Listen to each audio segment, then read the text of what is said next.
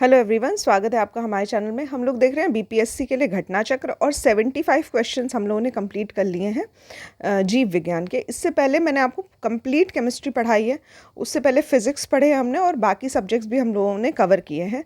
तो जितने भी 30 लेक्चर्स आप लोगों के कंप्लीट हो चुके हैं, एक बार उनको रिवाइज़ कर लीजिएगा। जिन्होंने नहीं देखा है वो देख सकते हैं। और यहाँ पे हम लोग स्टार्ट करेंगे 76 क्वेश्चन के साथ जीव विज्ञान के। ठीक है, तो पहला क्वेश्चन है हमारा, जैविक सिस्टम में रासायनिक क्रिया की प्रक्रिया को तेज़ करने के लिए उत्तरदायी जो पदार्थ होता है वो क्या होता है। ठीक है, तो कोई भी रासायनिक क्रिया होती है जो हमारे बायोलॉजिकल सिस्टम में, कोई भी जो केमिकल प्रक्रिया होती है, इसको तेज़ करने के लिए एंजाइम्स का यूज़ किया जाता है। तो करेक्ट ऑप्शन हो जाएगा ऑप्शन नंबर सी, एंजाइम। तो एंजाइम क्या होता है? बेसिकली एक प्रोटीन होता है जो कि एक जैविक यानी कि हमारा बायोलॉजिकल उत्प्रेरक का, कैटलिस्ट का काम करता है और ये जो भी केमिकल प्रक्रिया होती है उसको तेज़ करता है।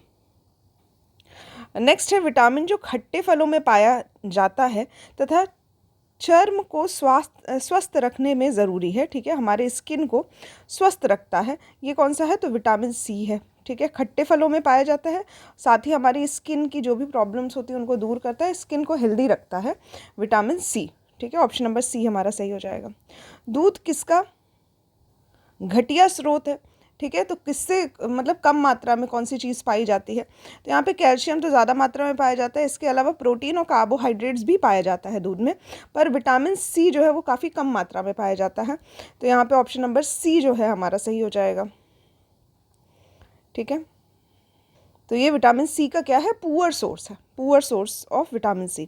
विटामिन सी का रासायनिक नाम क्या है? तो एस्कॉर्बिक एसिड कहा जाता है। एस्कॉर्बिक एसिड, आपने विटामिन सी की टैबलेट्स देखी होगी, उसके पीछे भी लिखा रहता है एस्कॉर्बिक एसिड। कितनी मात्रा में पाया जाता है वो डिपेंड करता है कितनी दवाई की जो mg कितनी है, तो उसके पीछे एस्कॉर्बिक एसिड लिखा रहता है। तो यहाँ पे ये ऑप्शन जो हो जाएगा ऑप्शन नंबर ए हमारा सही हो जाएगा। काफ़ी इंपॉर्टेंट प्रश्न है, कई बार पूछा गया है। नेक्स्ट है इलूनिन। इलूनिन कहाँ से प्राप्त होता है? तो याद रखिए, इंसुलिन नहीं है, ये इलूनिन है। ठीक है, इलूनिन कहाँ से प्राप्त होता है? तो डहेलिया की जड़ों से मिलता है हमें इलूनिन। ठीक है, क्या होता है? ये पॉलीसेकेराइड होता है। नेक्स्ट है, 80% से अधिक सेल में पाया जाने वाला पदार्थ क्या होता है? तो जो हमारी सेल होती है, कोशिका जिसको कहते हैं, उसमें 80% से अधिक मात्रा में तो जल पाया जाता है और बाकी बचा हुआ मात्रा जो होता है वो और जो सेल के जो ऑर्गेनल्स होते हैं, जो उसके कंपोनेंट्स होते हैं वो पाए जाते हैं। ठीक है, नेक्स्ट है, निषेचन की जो प्रक्रिया होती है ये कहाँ होती है? तो अंडवाहिनी में होती है। ठीक है, जिसको हम लोग फेलोपियन ट्यूब कहते हैं, यहाँ पे होती है। नेक्स्ट है, आधुनिक मनुष्य का पूर्वज क्या है? तो क्रोमैग्नन मनुष्य को आधुनिक मनुष्य का पूर्वज माना जाता है। ठीक है, क्रोमैग्नन जो लोग होते हैं वो काफ़ी 6 फुट लंबे हुआ करते थे, पूरी तरह सीधा चलते थे और यह पाषाण युग में हुआ करते थे। ठीक है, तो इनको क्रोमैग्नन कहा जाता है और ज़्यादातर ये अफ्रीका वाले रीजन में पाए जाते थे। नेक्स्ट है, विकास का मुख्य कारक क्या है? तो यहाँ पे विकास का जो मुख्य कारक है वो है प्राकृतिक वर्ण।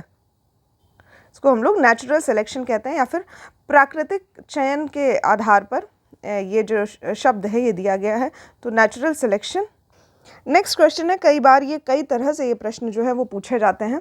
तो यहाँ पे शैवाल है और कवक है, इनके मिलने से लाइकन बनता है। ठीक है, और इस प्रक्रिया को क्या कहते हैं? तो यहाँ पे लाइकन के बनने से शैवाल को भी प्रॉफिट होता है, इसको भी लाभ मिलता है और कवक को भी लाभ मिलता है, यानी कि दोनों ही जो साथ में मिल रहे हैं दोनों ही लाभ में हैं।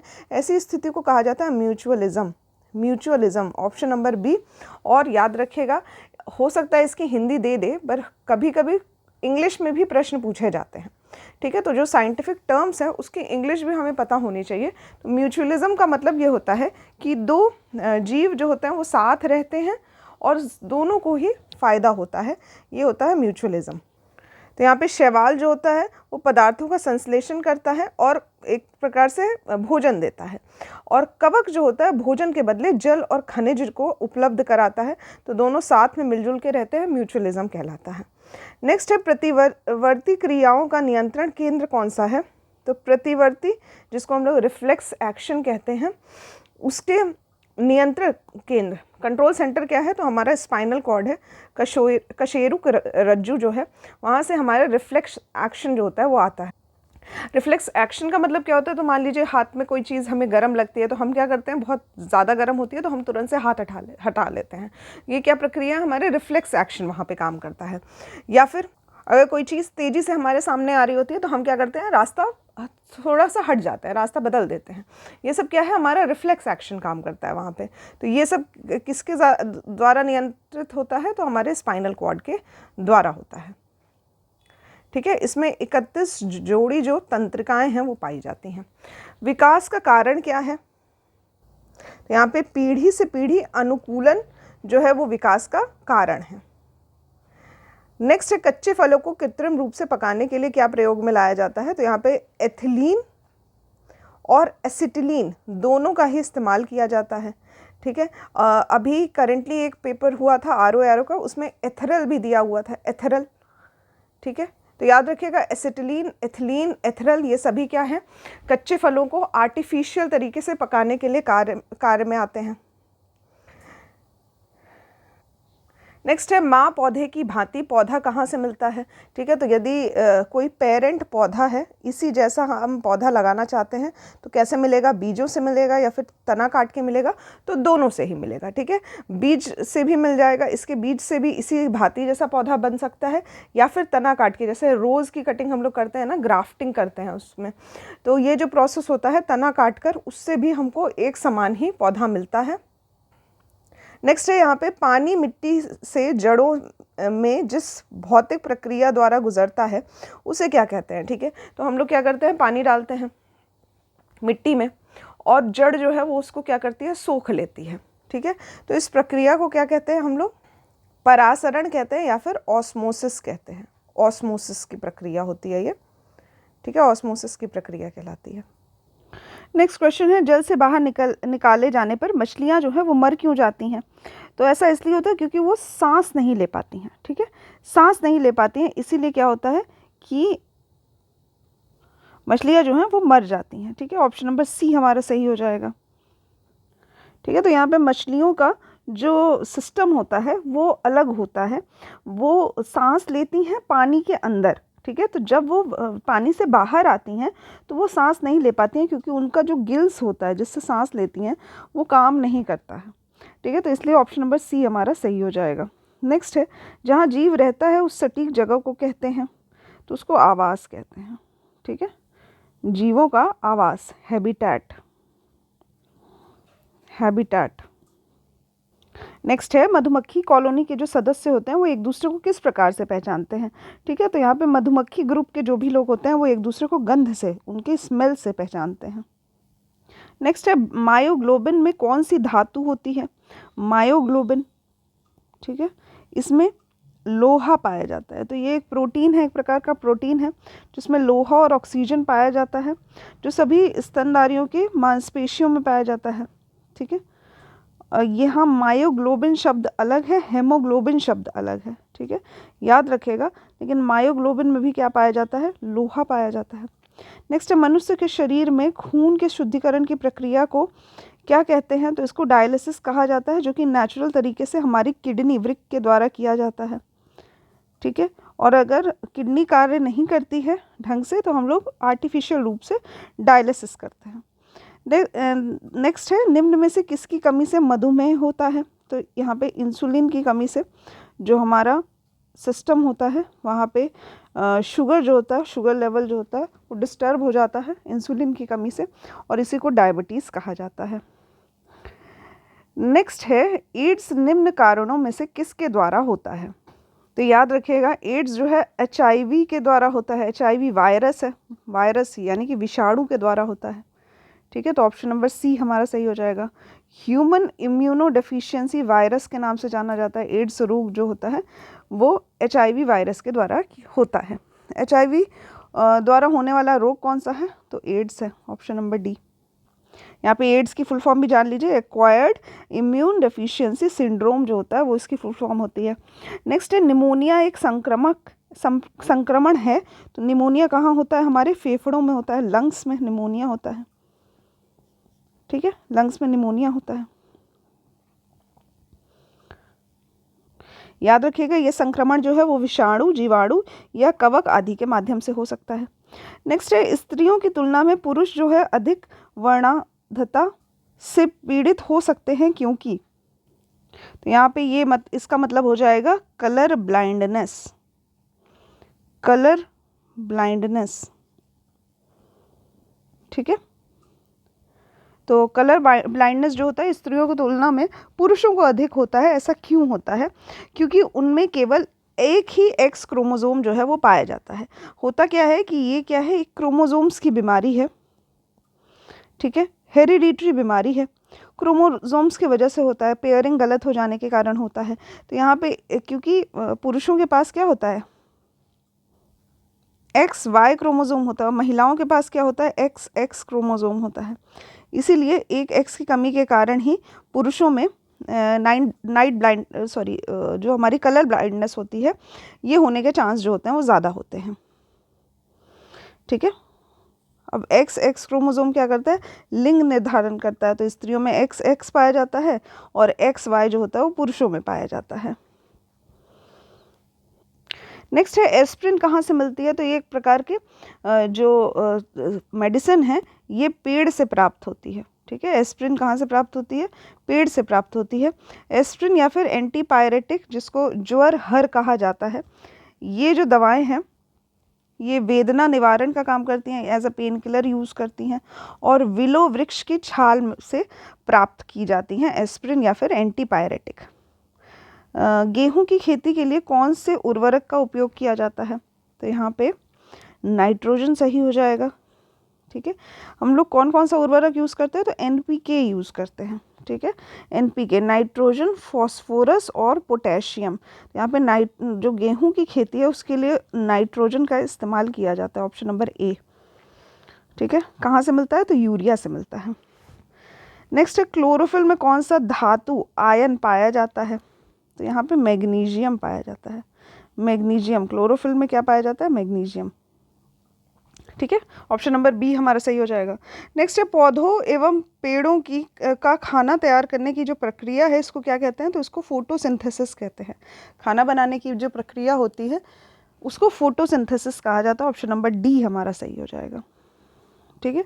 इसका जो रिएक्शन है वो मैंने आपको पिछले लेक्चर में बताया था, किस तरह से कार्बन डाइऑक्साइड और पानी आपस में मिलते हैं प्रकाश में, क्लोरोफिल के प्रेजेंस में, और ग्लूकोज बनता है, ऑक्सीजन बनता है, साथ ही पानी जो है वो वापस आ जाता है, बाई प्रोडक्ट। नेक्स्ट है, कीट भक्षी पौधे मिट्टी में किसकी कमी से उगते हैं? यहाँ पे नाइट्रोजन की कमी से जो पौधे हैं वो कीट भक्षी हो जाते हैं, ठीक है, नाइट्रोजन की कमी से। नेक्स्ट है, जीवन चक्र की दृष्टि से पौधे का सबसे महत्वपूर्ण अंग है इसका पुष्प, ठीक है। पुष्प जो है वो जीवन चक्र की दृष्टि से पौधे का सबसे महत्वपूर्ण अंग माना जाता है, ठीक है। इसी से जो होता है हमारा बीज बनता है और अन्य पौधे जो होते हैं उसका विकास होता है। नेक्स्ट है, पौधे का जो तना है पौधे के सभी हिस्सों में भोजन वितरित करने में तथा डैश में भी मदद करता है। तो यहाँ पे पौधे का जो तना होता है, स्टेम होता है, वो पौधे के एक हिस्से से दूसरे हिस्से में भोजन ले जाने का कार्य तो करता ही है, इसके साथ ही भोजन का भंडारण भी करता है, पौधे को आकार देता है, साथ ही प्रकाश संश्लेषण भी करता है। तो उपयुक्त में से एक से अधिक आंसर जो है हमारा सही हो जाएगा, ऑप्शन नंबर ई। नेक्स्ट है, सबसे लंबा जीवित वृक्ष कौन सा है? तो ये है सिकोआ, सिक्योआ इसको इंग्लिश में इस तरह से कहा जाता है। तो इसकी जो लंबाई है वो लगभग 115 मीटर है।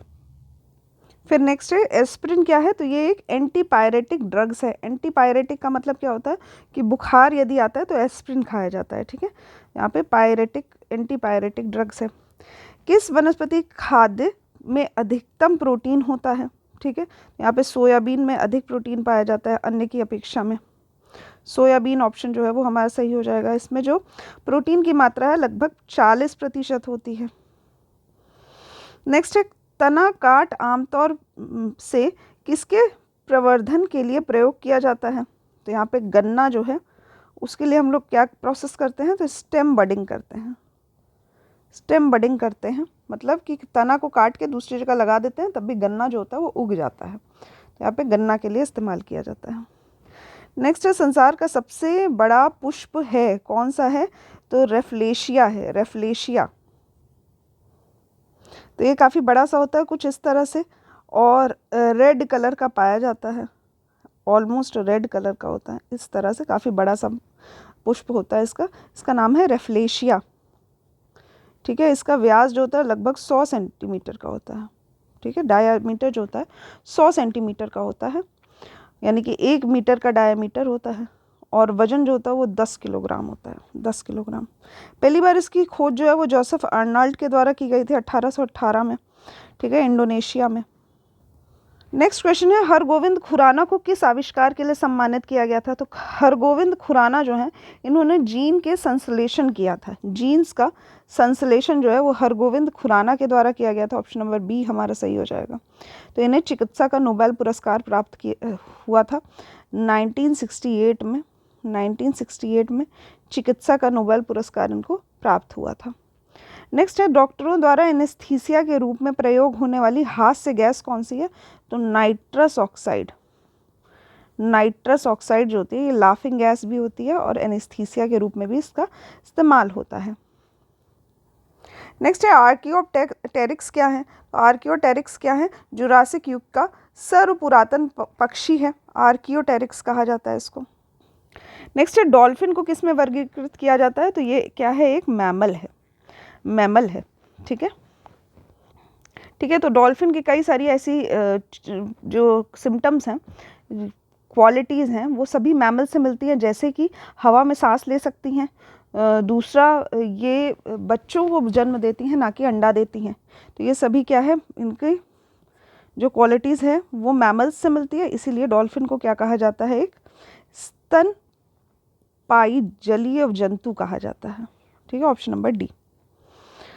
प्रतिवर्ष 5 लाख भारतीय एक रोग से मरते हैं, इसकी पहचान करें। तो यह है क्षय रोग। ठीक है, जिसको टीबी कहा जाता है, टीबी। ठीक है, कहाँ होता है? तो फेफड़े को प्रभावित करता है। माइक्रोबैक्टीरियम ट्यूबरकुलोसिस इसका जो बैक्टीरिया है उसका नाम है। ठीक है, बैक्टीरियल रोग है और हमारे फेफड़ों को प्रभावित करता है। रात के समय यह सलाह दी जाती है कि पेड़ के नीचे ना सोएं। ऐसा क्यों? क्योंकि ऑक्सीजन की मात्रा जो होती वो कम हो जाती है। ठीक है, क्यों? क्योंकि कार्बन डाइऑक्साइड को वो लोग मुक्त करते हैं। ठीक है, रात में प्रक्रिया ऑपोजिट हो जाती है। दिन के समय CO2 पौधे लेते हैं, रात के समय यही CO2 क्या करते हैं? छोड़ते हैं। तो ऑक्सीजन जो होता है वो चाहिए रहता है हमें सांस लेने के लिए। तो पेड़ के नीचे यदि हम सोएंगे तो CO2 मिलेगा हमें ज़्यादा मात्रा में, कार्बन डाइऑक्साइड को मुक्त करते हैं। ऑप्शन नंबर सी हमारा सही हो जाएगा। नेक्स्ट है, निम्न में से सबसे मीठी चीनी कौन सी है? तो यहाँ पे फ्रक्टोज या फ्रुक्टोज जो होता है हमारा, ये सबसे मीठी चीनी होती है जो कि फलों से मिलती है। ठीक है, तो ये प्राकृतिक मोनोसेक्राइड है जो कि फलों से प्राप्त होता है, शहद से प्राप्त होता है, यहाँ तक कि कुछ सब्जियों में भी पाया जाता है।